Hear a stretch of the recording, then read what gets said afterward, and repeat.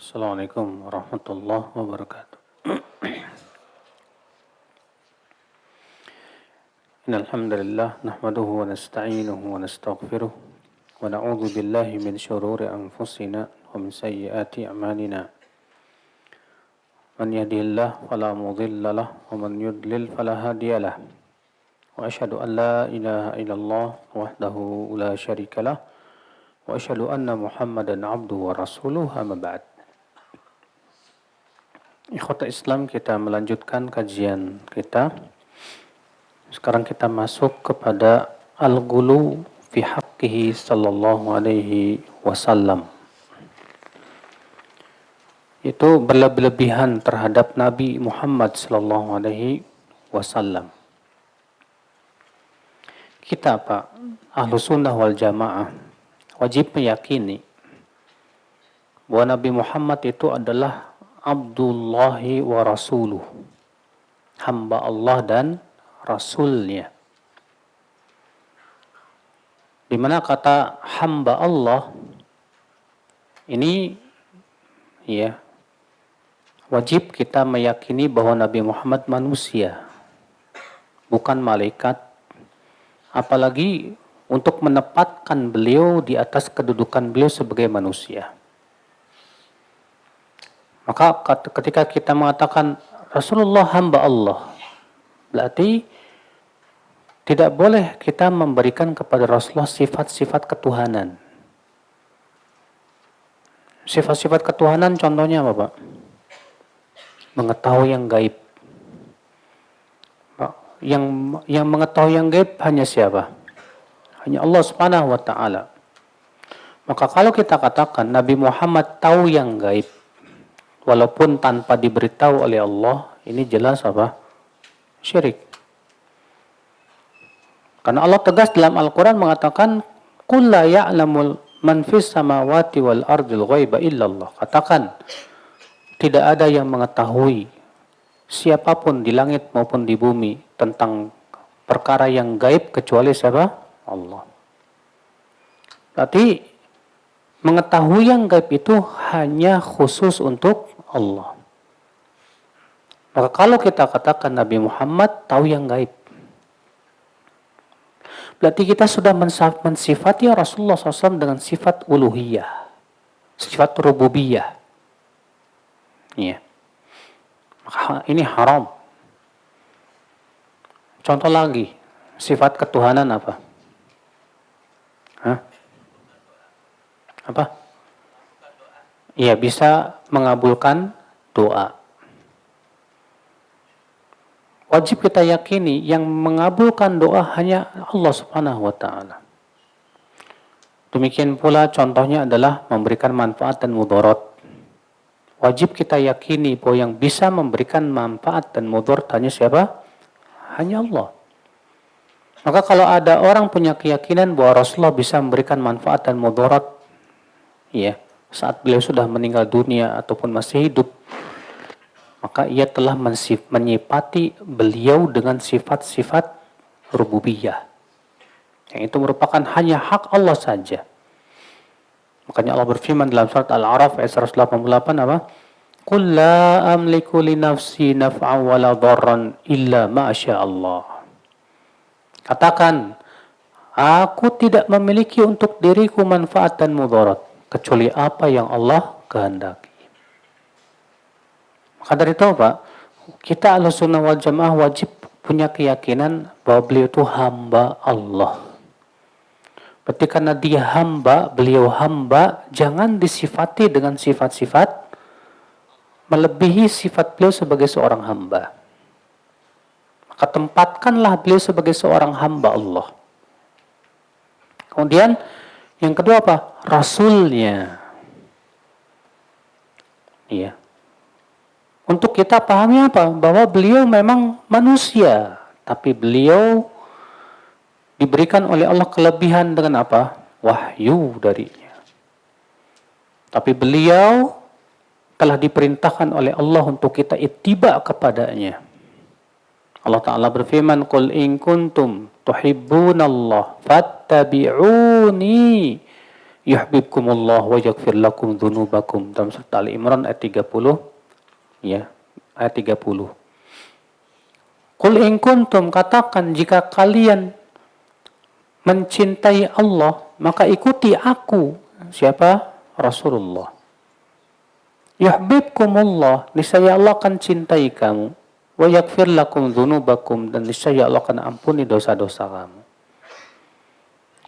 Kata Ibnu Katsir, hadza ayatul imtihan. Ini ayat ujian ini. Ujian bagi setiap orang yang mengaku bahwa ia mencintai Allah. Bahwa orang yang mencintai Allah, dia wajib ittiba kepada siapa? Rasulullah SAW. Ini dia, beliau Rasul. Beliau hamba. Dan beliau apa? Rasul.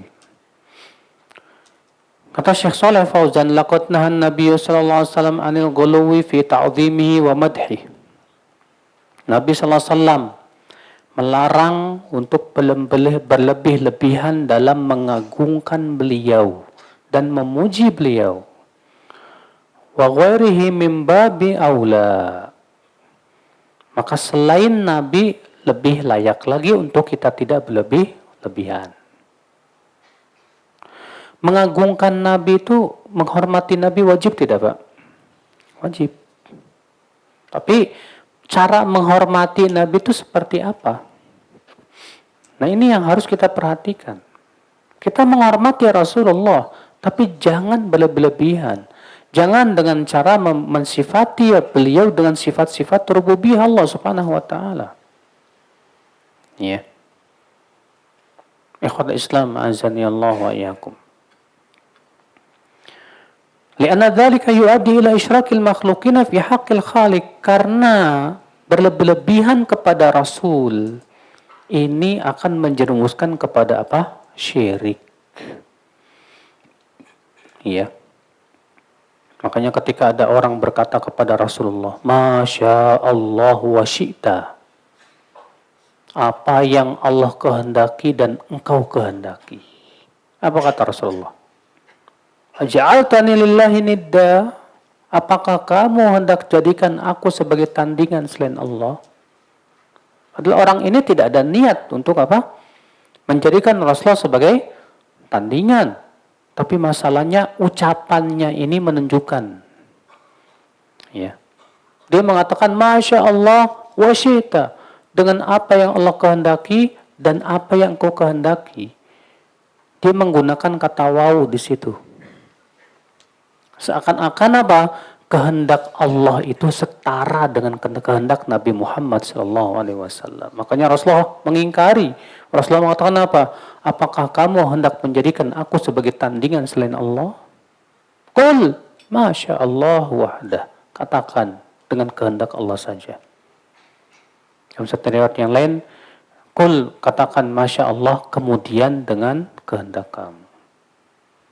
Lihat saudara-saudaraku sekalian. Walihada nahan Nabi SAW anil ghuluwi fi madhi. Oleh karena itu Nabi SAW melarang berlebihan dalam memuji beliau. Kama qala sallallahu alaihi wasallam, sebagaimana Rasulullah SAW bersabda, La tuturuni kama atratin nasara ibna Maryam. Innama ana abdun faqulu abdullahi wa rasuluh. Jangan kalian berlebihan dalam memujiku, kata Rasulullah. Sebagaimana orang-orang Nasrani berlebihan memuji siapa? Isa bin Maryam. Ya. Sesungguhnya aku ini hamba. Maka katakanlah bahwa beliau itu hamba Allah dan Rasulnya. Pak, Allah Subhanahu wa ta'ala seringkali menyebut Nabi Muhammad itu dengan gelar hamba Allah. Contohnya Allah berfirman, Subhanalladzi asra bi'abdihi laylan minal masjidil harami ilal masjidil aqsa. Maha suci Allah yang telah memperjalankan di waktu malam hambanya. Tuh lihat. Yang dimaksud dengan hambanya di sini siapa? Rasulullah SAW. Kata Ibnu Qayyim, karena ya Status paling tinggi sebagai seorang manusia itu hamba Allah. Ya. Kalau Allah menyebutkan bahwa dia hamba Allah, artinya dia telah sempurna menghambakan dirinya kepada Allah. Makanya akal Islam, wajib kita katakan Nabi Muhammad hamba Allah dan Rasulnya. Rahul Bukhari Muslim, diriwayatkan Bukhari dan Muslim. Wal itra, dan yang dimaksud dalam hadis tadi, la tuturuni. Apa sih maksudnya? Wa mujawazatul haddi fi madhihi. Ay la tamdahuni fataghlu fi madhi kama ghalatin nasara fi Isa ibn Maryam hatta da'u fil ilahiyah wa innama ana abdun faqulu abdullahi wa rasuluh. Ya, itra itu artinya berlebih-lebihan dalam memuji. Artinya seakan Rasulullah mengatakan begini, kalian jangan puji aku secara berlebih-lebihan. Seperti halnya orang-orang Nasrani itu, yang berlebih-lebihan memuji Nabi Isa. Bahkan sampai-sampai mengatakan Nabi Isa itu anak Allah. Gak layak. Ya. Ikhwata Islam, azani Allah wa iyyakum. Maka jangan sampai memberikan kepada Nabi Muhammad SAW sifat uluhiyah. Karena uluhiyah hanya untuk Allah. Rububiyah hanya untuk Allah. Maka siapa yang mensifati makhluk dengan sifat yang tidak layak kecuali hanya untuk Allah, berarti ia telah jatuh kepada syirik. Ya. Ikhwata Islam, azani Allah wa iyyakum. Maka kata beliau, katakan Nabi Muhammad itu hamba Allah dan Rasulnya. Aisafuni bidzalik wala tazidu alaihi. Aisifuni artinya sifati aku dengan iku. Sifati aku sebagai hamba Allah dan Rasulnya. Jangan lebih dari itu. Ya, karena siapa yang lebih dari itu, dia akan mempersekutukan Allah Subhanahu wa taala. Ya, makanya ketika Rasulullah SAW pulang dari sebuah peperangan, ada seorang hamba sahaya berkata, wa fina nabiyyun ya'lamu ma fi ghadin. Pada kami ada nabi yang tahu apa yang terjadi di masa depan. Rasulullah marah banget, Pak. Dimarahinya. Karena itu tidak layak. Ikhwata Islam, azani Allah wa iyyakum. Walaupun riwayat tersebut ada padanya kelemahan. Ya. Ikhwata Islam. Kata beliau, kama wasafani rabbi bidzalik. Sebagaimana Allah mensifati aku, demikian juga. Allah berfirman, alhamdulillahilladzi anzala ala abdihil kitab. Segala puji bagi Allah yang telah menurunkan kepada hambanya, yaitu Al-Quran. Allah juga berfirman, tabarakalladzi nazzalal furqana ala abdih. Maha suci Allah, maha berkah Allah yang telah menurunkan Al-Furqan, yaitu Al-Quran, kepada hambanya. Allah juga berfirman, wa annahu lamma qama Abdullah yad'u, dan bahwasanya ketika hamba Allah itu berdiri untuk menyeru Allah, di mana di sini Rasulullah SAW disifati dengan apa? Hamba Allah. Allah juga berfirman, ya ayuhar rasul, wahai rasul, ya ayuhan nabi, wahai nabi. Berarti beliau itu hamba Allah dan Rasulnya. Hamba, sudah kita sebutkan tadi, meniadakan penyifatan beliau sebagai dengan sifat Tuhan. Rasul mengharuskan kita untuk ittiba dan mengikuti beliau. Ya. Fa'abal musyrikuna ila mukhalafata amrih. Tapi ternyata orang-orang yang doyan syirik itu, Pak, malah sengaja menyelisih perintah Rasul. Ya, wartika binahi, bahkan melanggar larangannya. Fa'adzamuhu bimanahahum anhu wa hadzarahum minhu wa naqaduhu a'dhamu munaqadah. Ya, apa yang terjadi? Mereka mengagungkan Rasulullah melebihi kedudukan beliau sebagai hamba adalah Allah dan Rasulnya. Ya. Sehingga akhirnya berlebihan terhadap Rasulullah sallallahu alaihi wasallam. Sebagaimana Al-Busiri dalam ya qasidah al-burdahnya berkata, ya akramal khalqi mali man aludhu bihi siwaka inda hululil hadithil imami. Wahai makhluk yang paling mulia, kepada siapa lagi aku akan berlindung kalau bukan kepada engkau? Wah, Masya Allah, masa berlindung kepada Nabi Muhammad SAW? Berlindung hanya kepada siapa? Pada Allah. Ya. Tapi orang ini berkata, ya akramal khalqi, wahai makhluk yang paling mulia. Ya, kenapa aku tidak, apa kepada siapa lagi aku akan berlindung kalau bukan kepada engkau? Ketika terjadi apa? Musibah dan bencana. Subhanallah. Gak layak, Pak. Berlindung hanya kepada Allah. Rasulullah tidak bisa memberikan apa? Mudarat. Tidak pula menolak mudarat. Memberikan maslahat tidak bisa. Ya. Ikhwat Islam azani Allah. Ya. Demikian pula tuh dalam apa tuh salawat nariyah tuh kan. Sholli sholatan kamilah wa sallimu salaman taman ala rasulillah alladzi tanhallu bihil uqadu wa tanfariju bihil kurabu wa tuqda bihil hawaiju. Aku bersalawat untuk Rasulullah dengan salawat yang sempurna. Aku ucapkan salam untuk Rasulullah dengan salam yang sempurna, yang dengan Rasulullah lepas semua ikatan. Dengan Rasulullah hilang semua kesusahan. Dengan Rasulullah terpenuhi semua kebutuhan. Dengan Rasulullah tercapai semua keinginan. Dengan Rasulullah ini menyifati Rasul dengan sifat-sifat ketuhanan, Pak. Iya. Rasulullah tidak bisa menghilangkan apa? Kesusahan. Yang bisa menghilangkan kesusahan hanya Allah Subhanahu wa taala. Subhanallah ya akhul Islam azani Allah wa iyyakum. Ini jelas ya, mempersekutukan Allah namanya. Ya. Kemudian kata beliau,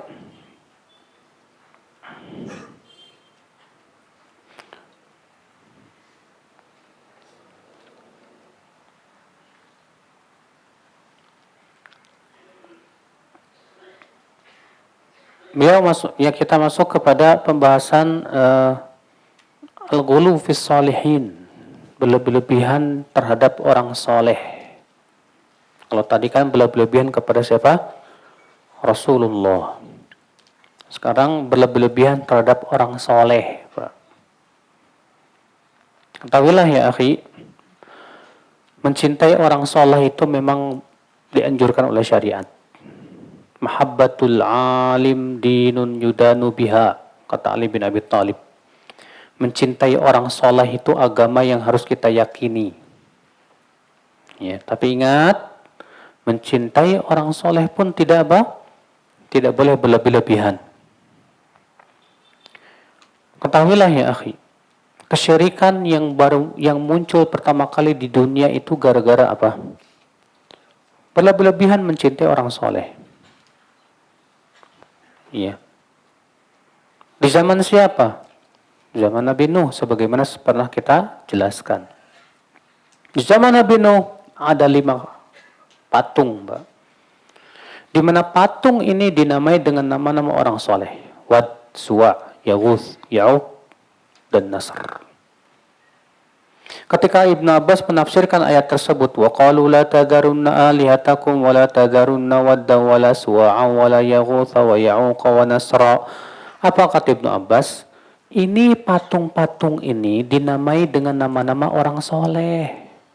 Wad, Suwa, itu orang soleh waktu hidupnya. Nah, ketika meninggal dunia, dibikin gambarnya, Pak, digambar. Lalu lama-lama dibikin patungnya. Belum disembah, belum. Kemudian lama-lama disembah. Tuh lihat. Di zaman sekarang persis, Pak. Wali Songo digambar, ada gambar Wali Songonya, Pak. Nanti lama-lama bisa dibikin patung Wali Songo, Pak. Lama-lama bisa disembah itu, Pak. Ngelap berkah di situ. Wah, ini musibah ya akhul Islam, azan ya Allah ya. Maka ingat ya, kita mencintai orang soleh, betul. Tapi tidak kita jadikan orang soleh sebagai tandingan selain Allah. Kata beliau, "Idza kana al-ghulu fi haqqihi mamnu'an fal-ghulu fi haqqi ghairihi minas salihin min babi aula." Berlebihan terhadap Rasulullah aja dilarang.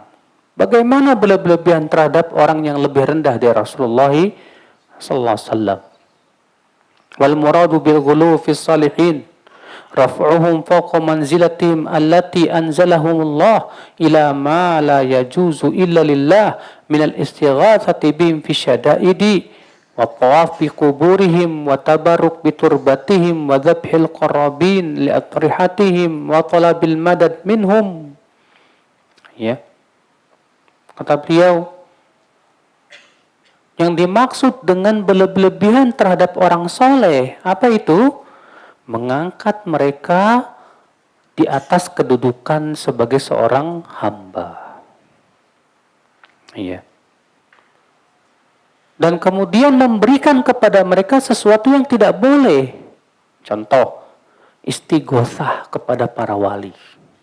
Minta tolong kepada wali. Ini syirik besar. Atau tawaf di kuburannya wali.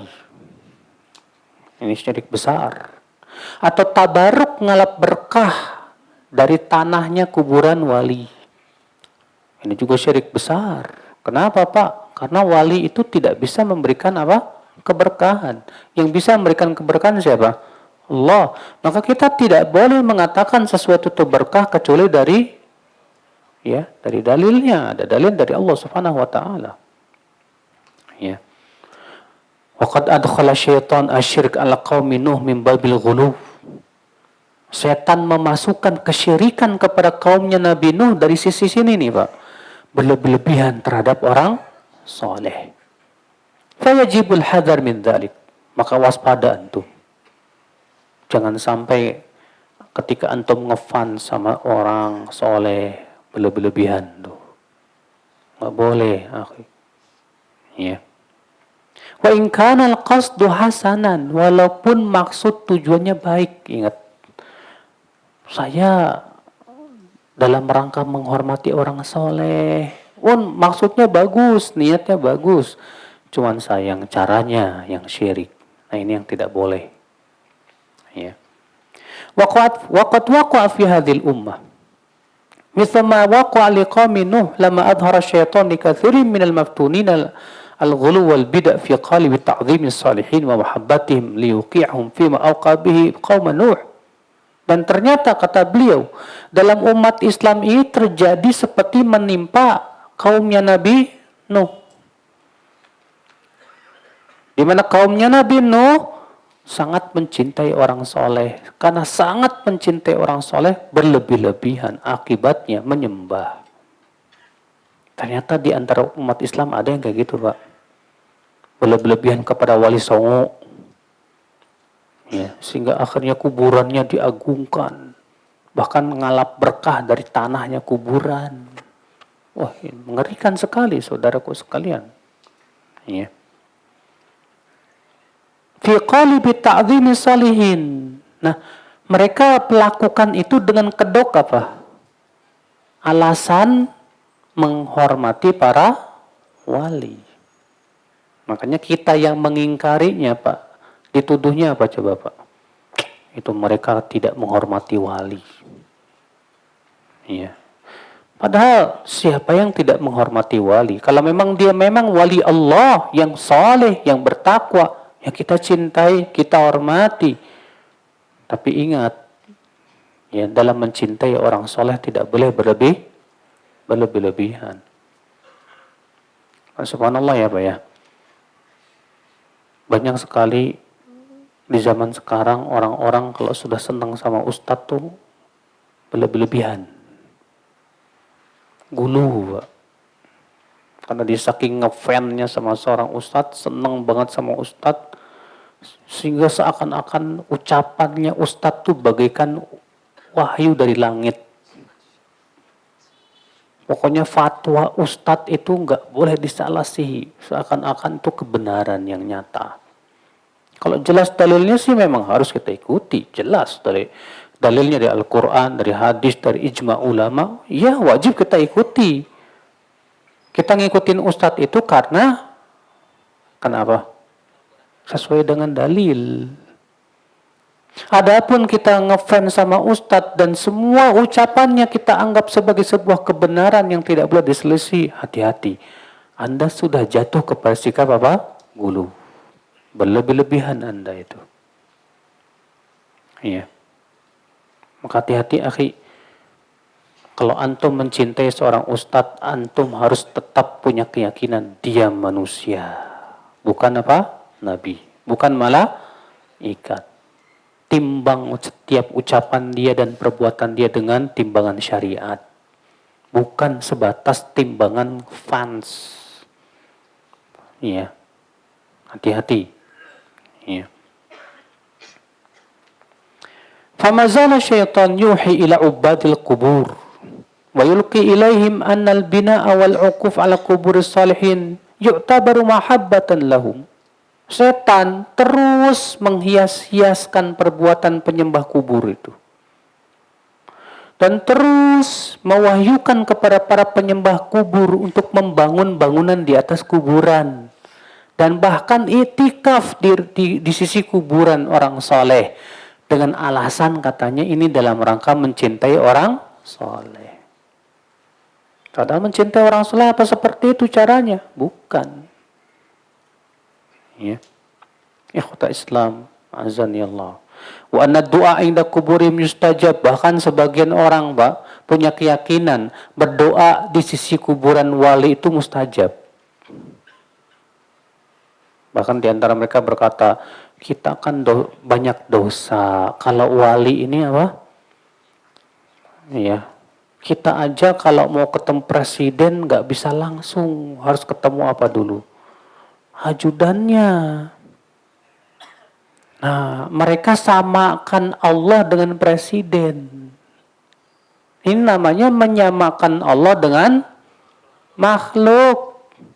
Kalau presiden butuh ajudan karena manusia dia takut ada orang yang menyakitinya. Makanya dia butuh ajudan. Allah butuh ajudan nggak? Nggak butuh. Allah takut sama siapa? Siapa hamba yang bisa memberikan mudarat kepada Allah Subhanahu wa taala? Ada apa Anda samakan Allah dengan presiden, dengan pemimpin yang katanya butuh ajudan? Sehingga kalau kita ketemu sama presiden harus lewat ajudan dulu. Demikian pula kalau kita mau minta sama Allah harus lewat ajudan dulu. Mana dalilnya? Allah mengatakan laisa kamitslihi syai'. Allah tidak serupa dengan apapun juga. Tidak serupa dengan manusia. Allah tidak lemah. Sedangkan manusia itu apa? Lemah. Allah yang menyuruh supaya kita langsung doa sama Allah. Terus kenapa kamu malah kemudian tawasulnya kepada orang soleh yang sudah meninggal dunia? Antum tahu tidak Pak? Orang yang tawasul kepada orang soleh itu sebetulnya hakikatnya dia minta syafaat kepada orang soleh loh. Seakan-akan dia berkata, wahai orang soleh, tolonglah sampaikan doa saya sama Allah. Kan engkau punya kedudukan tinggi di sisi Allah. Tolonglah kasih syafaat di sisi Allah. Berarti seakan-akan, dan memang kenyataannya, artinya kita minta syafaat kepada orang soleh. Sedangkan syafaat hanya milik siapa? Milik Allah. Maka siapa yang minta syafaat kepada orang soleh, sama saja ia telah minta kepada selain Allah. Syirik tidak Pak? Syirik besar. Bukan syirik kecil saudaraku sekalian. Ikhwata iman azan ya Allah. Ya, perhatikan ini. Famayan binaqlihim bin hadhil martabah ila du'a biha wa tawassul biha. Kemudian ditarik lagi oleh setan Dengan supaya apa? Mereka supaya tawasulan melalui orang soleh yang sudah meninggal. Ya. Faida alifu dzalika naqala minhu ila du'ail maqburin. Kalau mereka sudah terbiasa tawasulan kepada orang yang sudah mati, ditarik lagi kepada apa? Langsung minta kepada mayat itu. Ya. Yang mereka anggap itu apa? Wali. Wa su'alihim asy-syafa'ah min dunillah, dan minta syafaat kepada selain Allah Subhanahu wa taala. Ya. Fatusbihu quburuhum awthanan tu'allaq 'alaiha al-qanadil wa tusdal 'ala as-sutur wa yutaf biha wa tustalam wa tuqabbal. Akhirnya apa? Kuburan jadi tandingan selain Allah. Kuburan jadi berhala. Ya, dikasih di situ apa? Lampu-lampu, dikasih apa? Ya, penutup, ya. Bahkan tawaf. Udah gitu diusap-usap biar berkah. Ya, dicium bahkan. La ilaha illallah. Ini semuanya, akhi. Bahkan naudzubillah ada yang sampai sujud, Pak. Ini semua syirik, Pak. Ya. Ingat, fitnah kubur itu dahsyat sekali loh, Pak. Fitnah kubur itu lebih dahsyat daripada fitnah pohon. Orang Islam masih paham kalau sama pohon nggak boleh, tapi sama kuburan masih boleh. Alasannya orang soleh. Padahal apa? Ya, orang soleh waktu hidup saja tidak bisa memberikan manfaat dan mudarat. Apalagi sudah meninggal, ya. Ya. Makanya Aisyah radhiyallahu anha ketika bertanya kepada Rasulullah, wahai Rasulullah, kalau aku ziarah kubur, apa yang harus aku baca ya Rasulullah? Rasulullah hanya mengajarkan satu aja, ucapkan assalamualaikum ya ahlad diyar minal muslimin wal mu'min wa inna insyaallah bikum lahiqun nas'alullah lana wa lakumul afiyah. Gak ada Rasulullah bilang kepada Aisyah, Aisyah kamu tawasulan aja sama orang soleh. Haram ya akhi, gak boleh. Ya. Dan nanti akan kita jelaskan bahwa tawasul itu ada yang syar'i sesuai syariat, ada juga tawasul yang tidak sesuai apa? Syariat. Ya. Kita lanjutkan ya.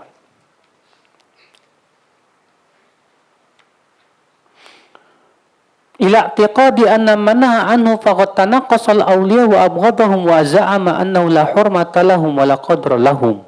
Bahkan sampai-sampai mereka meyakini bahwa orang yang melarang perbuatan mereka tawasulan itu dianggap apa? Menghina para wali. Biasanya sih Pak dikasih gelar apa Pak? Wahabi.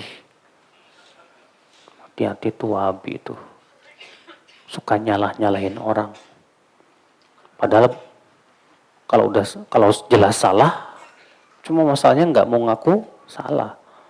Bawa-bawa syubhat dalil, padahal dalilnya lemah semua, nggak ada yang sahih. Ya. Cuma masalahnya karena itu sudah menjadi tradisi yang mereka yakini dari kecil.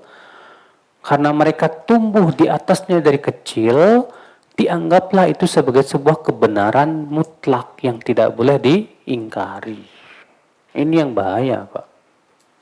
Makanya benar kata Ibnu Qayyim, di antara perkara yang menyebabkan seorang terhalang dari kebenaran, itu tradisi yang ia tumbuh di atasnya dari kecil. Saat seseorang itu tumbuh di atas sebuah tradisi, dia menganggap tradisi itu kebenaran yang tidak boleh diselisih. Ketika ada orang yang mengingkari tradisi yang tidak benar itu, justru yang mengingkari dituduh apa? Ya, ini orang sudah mengingkari sunnah. Makanya benar kata Ibnu Mas'ud, kaifa bikum? Bagaimana sikap kalian? idza labisatkumul fitnah. Kalau fitnah nanti, kata Ibnu Mas'ud, akan merebak di antara kalian. Ya, yakburu fiha saghir. Anak kecil tumbuh di atas fitnah. Orang besar tua di atas fitnah. Sehingga apa, kata beliau? Fitnah ini dianggap sunnah. Fitnah ini dianggap apa? Sunnah. Ketika ada orang yang mengingkarinya, dia berkata, ada sunnah yang mau dirubah. Padahal bukan sunnah. Mulai benar apa yang katakan Ibnu Mas'ud tersebut. Seperti di zaman sekarang. Berapa banyak tradisi-tradisi masyarakat yang udah jelas-jelas tidak sesuai syariat, Pak. Dibela mati-matian. Karena mereka anggap ini sebagai sebuah tradisi nenek moyang yang tidak boleh diingkari. Bahkan mereka menganggap itu sunnah. Iya. Bahkan mereka memusuhi mati-matian orang yang berusaha untuk meluruskan tradisi tersebut. Subhanallah. Ikhwata Islam azani Allah wa yakum. Iya. Berkata Syekhul Islam Ibnu Taimiyah, فَكُلُّ مَنْ غَلَى فِي نَبِيٍّ أَوْ رَجُلٍ صَالِحٍ وَجَعَلَ فِيهِ نَوْعًا مِنَ الْإِلَهِيَّةِ مِثْلَ أَنْ يَقُولَ يَا سَيِّدِي فُلَانٌ أُنْصُرْنِي أَوْ أَغِثْنِي أَوْ ارْزُقْنِي أَوْ أَنَا فِي حَسْبِكَ وَنَحْوِ هَذِهِ الْأَقْوَالِ فَكُلُّ هَذَا شِرْكٌ وَضَلَالٌ يُسْتَتَابُ صَاحِبُهُ فَإِنْ تَابَ وَإِلَّا قُتِلَ. Kata beliau, setiap orang yang berlebih-lebihan terhadap Nabi atau orang saleh dan menjadikan untuk mereka jenis dari ketuhanan. Seperti dia mengatakan begini, wahai sayyidku, fulan, tolonglah aku. Atau bantulah aku. Atau berikan aku rezeki. Atau aku berada dalam kecukupanmu. Atau ucapan-ucapan yang sejenis. Maka ini semua syirik dan kesesatan. Ya. Hati-hati. Minta tolong sama mayat termasuk syirik. Karena mayat sudah tidak bisa memberikan manfaat dan mudarat. Kalau minta tolong sama orang yang masih hidup, boleh nggak, Pak? Hah? Boleh. Minta tolong kepada orang yang masih hidup, boleh nggak? Boleh. Dalam apa dulu? Kalau minta tolong dong angkatin ini, dan dia mampu, nggak apa-apa. Tapi kalau minta tolong untuk menyembuhkan penyakit, bisa. Tolonglah Ustadz, sembuhkan penyakit saya. Syirik. Yang bisa menyembuhkan penyakit hanya siapa? Hanya Allah. Atau misalnya antum bilang begini, tolonglah saya untuk bantu ngangkat gunung ini. Ente gila ya? Ya. Nah ini kayak gini juga tidak ada manfaatnya, kata Syekh Utsaimin rahimahullah. Adapun memang dia mampu melakukannya, kita minta tolong, nggak masalah. Iya. Baik, sampai sini kita buka tanya jawab. Ada yang mau bertanya? Hanya dengan tulisan. Ada seorang di Indonesia yang terkenal selalu bilang suka bertemu Nabi Muhammad, Ustadz, dalam keadaan sadar. Dusta, Pak. Siapa yang mengatakan bahwa ia bisa ketemu Nabi Muhammad dalam keadaan sadar, faqad kadzab. Sungguh ia telah berdusta. Sekarang orang ini dengan para sahabat hebatan siapa? Ada enggak para sahabat yang pernah ketemu Rasul setelah Rasul meninggal dunia, Pak? Ya. Berarti ini orang ngaku seakan-akan lebih hebat dari sahabat. Kalau dia bilang, tapi saya keturunan Rasul loh. Saya mau tanya, Hasan dan Husain anak cucu Rasul bukan? Cucu Rasul bukan? Kenapa dalam permasalahan besar di zaman tersebut Mereka tidak langsung aja ketemu Rasul. Kamu mengaku-ngaku, oh saya bisa ketemu Rasul dalam keadaan jaga loh, gak tidur. Hasan Hussein aja, cucunya Rasul gak bisa. Ketika Hussein dipanggil, diminta oleh penduduk Kufah, sementara para sahabat banyak yang melarang Hussein untuk pergi. Iya. Kenapa Hussein nggak datang aja ke kuburan Rasul, ketemu sama Rasulullah, nanya, saya boleh pergi apa enggak?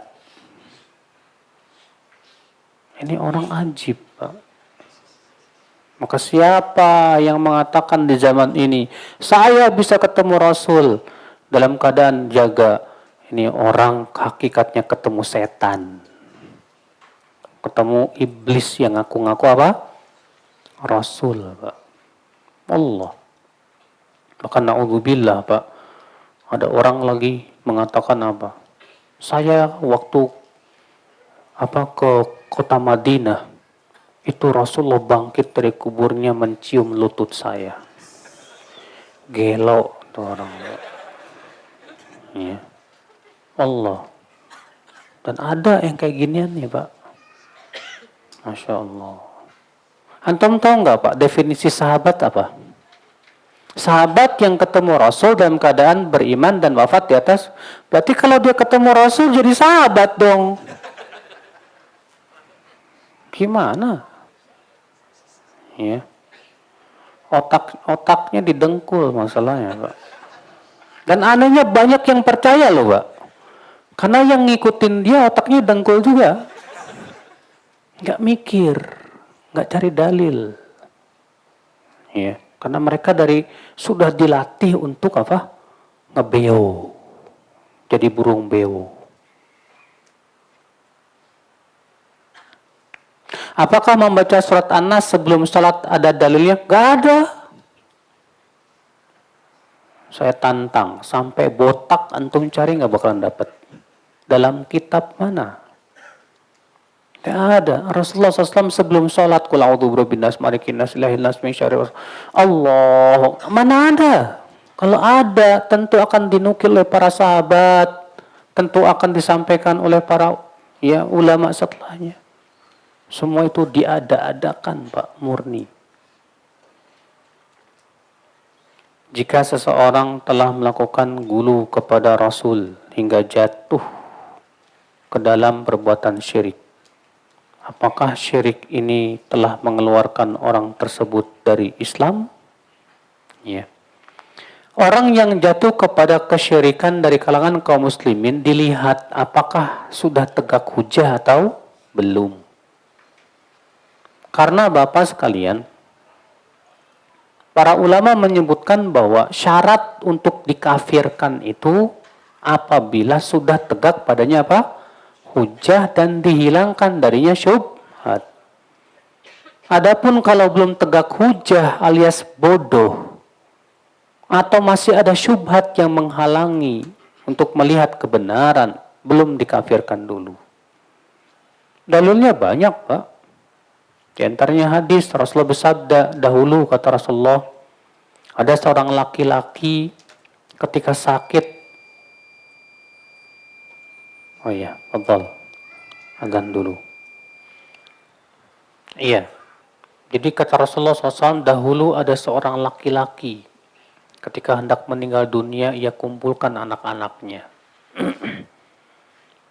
Lalu orang ini berkata, hai anak-anakku, kalau bapak sudah meninggal, bakar tubuh bapak dengan api. Dan nanti debunya kumpulkan. Lalu bagi dua. Yang satu buang ke laut, yang satu buang ke darat. Jika memang Allah mampu untuk membangkitkan aku, Allah pasti akan mengazab aku dengan azab yang paling keras. Kata Syekh, lalu kemudian ketika ia meninggal dunia, anak-anaknya pun melakukan itu. Kemudian Allah bangkitkan ia, lalu Allah berfirman, hai hambaku, kenapa kamu lakukan itu? Si hamba berkata, ya Allah, aku takut kepada Engkau. Dia lakukan karena takut kepada Allah. Kata Syekhul Islam apa? Ini orang meragukan kekuasaan Allah untuk membangkitkan dari alam kubur. Sementara meragukan kekuasaan Allah termasuk kufur besar tidak, Pak? Tapi ternyata masih dimaafkan karena kebodohan dia. Makanya Syekh Muhammad bin Abdul Wahab yang disebut pentolannya Wahabi, beliau ketika membantah sebagian orang yang menuduh beliau suka mengkafirkan orang yang tidak mau hijrah ke negerinya. Apa kata beliau? فَإِذَا كُنْتُ لَمْ أُكَفِّرْ مَنْ يَعْبُدُ الصَّنَمَ الَّذِي عَلَى قَبْرِ الْبَدَوِي لِجَهْلِهِمْ وَعَدَمِ مَنْ يُنَبِّهُهُمْ فَكَيْفَ أُكَفِّرْ مَنْ لَمْ يُهَاجِرْ إِلَيَّ سُبْحَانَكَ هَذَا بُهْتَانٌ عَظِيمٌ, kata beliau. Aku aja belum berani mengkafirkan orang yang menyembah berhala yang ada di atas kuburan Ala Ahmad Badawi. Karena bodohnya mereka dan tidak ada yang mengingatkan. Saya belum berani mengkafirkannya karena kebodohan mereka tersebut. Bagaimana aku akan kafirkan orang yang tidak hijrah kepada aku, kata beliau. Maha suci Allah, ini tuduhan yang nyata. Iya. Makanya hati-hati, Mas. Orang Islam yang jatuh kepada syirik harus diajarkan dulu. Harus didakwahkan dulu. Harus difahamkan dulu bahwa itu termasuk apa? Berapa banyak orang Islam, KTP-nya Islam, tapi nggak paham sama sekali tentang apa? Syirik, Pak. Nggak paham. Ya. Masih percaya yang namanya karuhun-karuhun, Pak. Iya, kemarin saya waktu ke Curug situ, ya, di Sentul sana tuh. Ketemu orang, Pak, di sini ini adabnya harus kasih hadiah buat karuhun. Karuhun tuh nenek moyang yang sudah mati. Saya bilang, teman-teman bilang, istighfar Pak, istighfar, nggak boleh syirik. Nggak percaya katanya. Ya nggak boleh tuh. Subhanallah, masih ada yang kayak gini Pak, primitif. Ya. Islam, cuma masalahnya masih percaya kayak gituan Pak. Karuhun, masih sesajen. La ilaha illallah. Kenapa? Karena nggak ada yang mengingatkan, nggak ada yang mendakwahkan. Ya. Orang tua saya kredit motor dengan cara riba dan dia tidak bisa membayarnya di bulan itu dan dia minta tolong anaknya untuk membayarkan. Kalau saya ikut membayarkannya kena dosa nggak ya Ustadz? Insya Allah antum dapat pahala. Nggak dapat kena dosanya riba. Karena yang melakukan transaksi kan bapak, bukan kamu. Ya. Dulu sebelum hijrah, saya adalah orang yang jauh dari agama. Dan dulu suka meninggalkan sholat dan puasa Ramadan. Dan setelah hijrah, saya ingin bayar utang puasa, tapi lupa jumlahnya. Sekarang saya mau puasa Senin dan Kamis. Apakah puasa Senin Kamis saya bisa gunakan untuk membayar utang? Enak aja. Masa puasa sunnah buat bayar utang puasa wajib, yang benar aja. Ingat-ingat yang benar. Ya, kira-kira berapa hari kamu tidak puasa? Yang kedua, Pak, terjadi ikhtilaf para ulama. Kalau ada orang yang tidak puasa karena sengaja tanpa alasan, udzur nih. Dia ya tidak puasanya bukan karena sakit, bukan karena haid, bukan karena ada udzur syar'i, tapi memang sengaja malas saja nggak mau puasa. Orang seperti ini wajib qadha apa enggak? Ikhtilaf menjadi dua pendapat. Sebagian mengatakan yang pendapat jumhur, wajib. Dikiaskan kepada orang yang tidak berpuasa karena udzur. Kata mereka, yang punya udzur aja wajib qadha, masa yang nggak punya udzur nggak wajib qadha? Sebagian mengatakan tidak manfaat qadha buat dia. Adapun mengatakan sama dikiaskan kepada orang yang punya udzur, ini namanya kias antara dua perkara yang berbeda. Dan untuk mewajibkan qadha butuh dalil dan tidak ada dalil. Dan saya lebih condong ke pendapat ini. Bahwa dia walaupun mengkodok nggak ada manfaatnya lagi, Pak. Kenapa? Karena dia tinggalkan secara apa? Sengaja. Jadi gimana? Taubat cukup. Cukup bertaubat kepada Allah Subhanahu wa taala saja. Tapi kalau misalnya dia karena misalnya haid, ya, udah lama belum dibayar, beberapa tahun-tahun, wajib dibayar. Ingat-ingat, dulu berapa?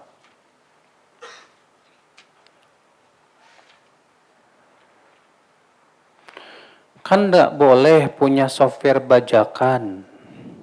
Dan saya sudah terlanjur punya. Apa boleh saya menghalalkannya dengan cara sedekah? Jadi gitu ya, cara menghalalkan yang haram mesti sedekah gitu. Mana bisa, Pak? Antum punya mobil haram. Gimana supaya mobil ini jadi halal buat saya ya? Saya banyak sedekah aja dah. Salah, mobilnya lepasin. Udah tahu mobilnya haram. Jadi caranya gimana? Lepaskan yang haram itu. Antum punya software bajakan haram, lepaskan softwaremu. Beli yang halal. Iya. Begitu, Pak, caranya. Bukan sedekah. Jadi sedekah yang sunnah, jadi menghalalkan yang haram gitu. Ini jelas tidak dibenarkan. Beberapa waktu yang lalu saya nador akhwat, Ustadz. Akhwat ini ingin ketemu ibu saya. Tapi akhwat tersebut tidak memiliki mahram kecuali ayahnya. Apakah baik Ustadz sebelum masuk khitbah kedua orang tua kami bertemu dulu? Tidak ada dalil yang melarang. Kalau memang mau ketemuan dulu dalam artian kamu sudah cocok, dia udah cocok. Kemudian kedua orang tua pengen ketemuan dulu. Pengen lihat mungkin orang tuanya gimana, keluarganya dan yang lainnya. Karena orang Indonesia itu kalau sudah dilamar itu artinya apa? Kudu jadi. Ya, padahal sebetulnya dalam Islam kalau udah dilamar, kalau dibatalin nggak masalah sebetulnya. Cuma sering kali kalau udah dilamar itu dibatalin nggak enak gitu kan. Akhirnya apa? Akhirnya udah ketemu aja dulu deh, lihat dulu. Ya udah silahkan nggak masalah kok. Asal kamunya jangan ini dua-duaan sama akhwat itu kesempatan. Nah itu yang nggak boleh. Ketika ziarah kubur membaca doa dengan dipimpin. Nah, masalahnya ada nggak Rasulullah mimpin doa pas ziarah kubur? Ya, disebutkan dalam hadis riwayat Muslim, Rasulullah dan beberapa sahabat mendatangi kuburan Baqi. Kemudian Rasulullah mengucapkan Assalamualaikum dara qaumin mu'minin wa inna insyaallah bikum lahiqun nas'alullah lana wa lakumul afiyah. Lalu Rasulullah bersabda apa? Wadittu an qad ra'ayna ikhwanana. Aku ingin sekali bisa melihat teman-teman kita. Para sahabat berkata, "Ya Rasulullah, bukankah kami teman-temanmu?" Kata Rasulullah, "Tidak, kalian tuh sahabat-sahabatku. Teman-teman kita itu yang akan datang nanti setelah kita." Lihat, Rasulullah SAW bersama para sahabat datang ziarah kubur. Rasulullah tidak memimpin doa. Para sahabat pun juga tidak bareng-bareng, ayo Rasulullah engkau pimpinlah, kami yang aminin. Kalau itu benar, yang pertama kali melakukan siapa? Rasul dan para sahabatnya. Mereka yang paling tahu tentang kebaikan dari kamu. Ya, jadi yang benar gimana? Masing-masing aja. Silakan masing-masing mendoakan. Ya.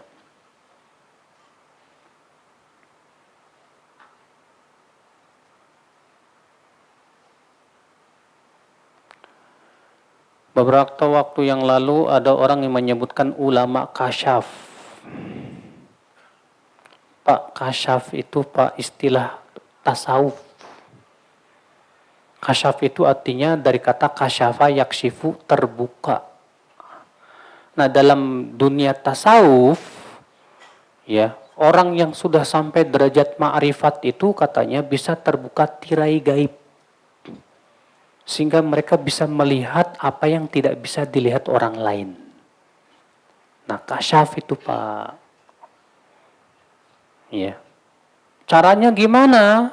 Caranya mereka harus menyiksa diri dulu dengan wirid-wirid. Maka bisa zikir la ilaha illallah. Lama-lama Allah, Allah, Allah, Allah, Allah, Allah, Allah, Allah, Allah, sampai pingsan. Iya.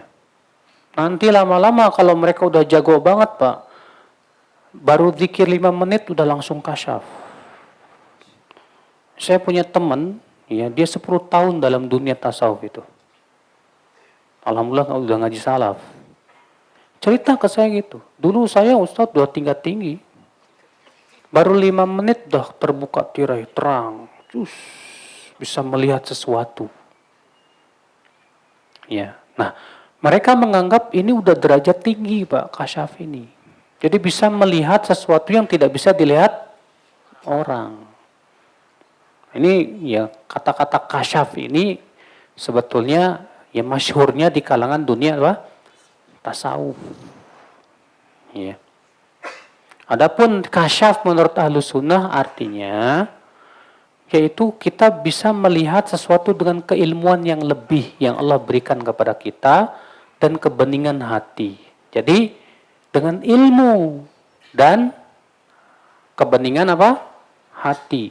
Sehingga Allah berikan firasat yang kuat pada diri kita. Seperti ini bisa terjadi? Bisa. Kalau orang sufi kasyaf itu bisa melihat, bahkan sampai derajat mereka bisa melihat Allah.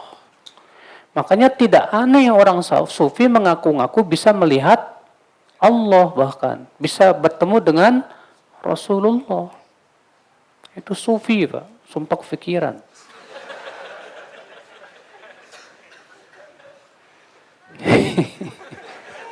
Kok ketawa?